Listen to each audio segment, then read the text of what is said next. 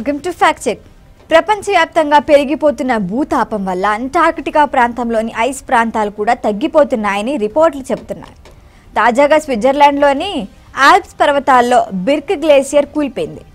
Lots centre లోయలో ఉన్న బ్లాటన్ గ్రామం పైన ఉన్న బిర్క్ గ్లేసియర్లో భారీ భాగం మే 28, 2025న మధ్యాహ్నం విరిగిపడింది. దీనివల్ల సుమారు 3 మిలియన్ క్యూబిక్ మీటర్ల మంచు, రాళ్లు, మట్టి, నీరు గ్రామం పైకి దూసుకొచ్చేశాయి. ఈ ఘటన సిస్మిక్ ఈవెంట్గా నమోదైంది. దీని శక్తి 3.1 తీవ్రత గల భూకంపానికి సమానంగా ఉంటుందని నిపుణులు తెలిపారు.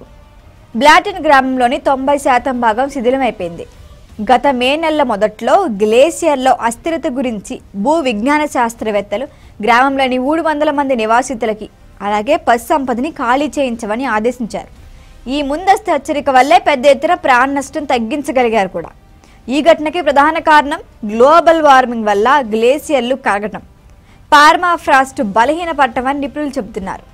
దీన్ని నివారించేందుకు సైన్యం నదికి అడ్డం పడిన వాటిని తొలగించేందుకే ప్రయత్నిస్తోంది. సమీప గ్రామాలైన ఫెడ్డెన్, వైలర్లోని కొంతమంది నివాసితుల్ని కూడా ఖాళీ చేయమని ఆదేశిస్తున్నారు. గ్లేసియర్ కరగడం వల్ల స్విట్జర్లాండ్లోని ఇతర ఆల్పైన్ గ్రామాలు కూడా ఇలాంటి ప్రమాదాలను ఎదుర్కొనే అవకాశం ఉందని గ్లేసియాలజిస్టులు హెచ్చరిస్తున్నారు. ఈ ఘటనకి గ్లోబల్ వార్మింగ్ ఒక ప్రధాన కారణం. గత 10 నుంచి 15 సంవత్సరాల్లో ఆల్ప్స్లోని పర్మాఫ్రాస్ట్ ఉష్ణోగ్రత 1 డిగ్రీ సెల్సియస్కి పైగా పెరిగిపోయింది. దీనివల్ల రాక్ ఫాల్స్, గ్లేసియర్ అస్థిరత పెరిగింది.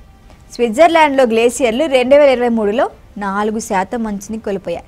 2017లో బోండో అనే గ్రామం సమీపంలో జరిగిన భారీ రాక్ స్లైడ్లో 8 మంది హైకర్లు మరణించిపోయారు.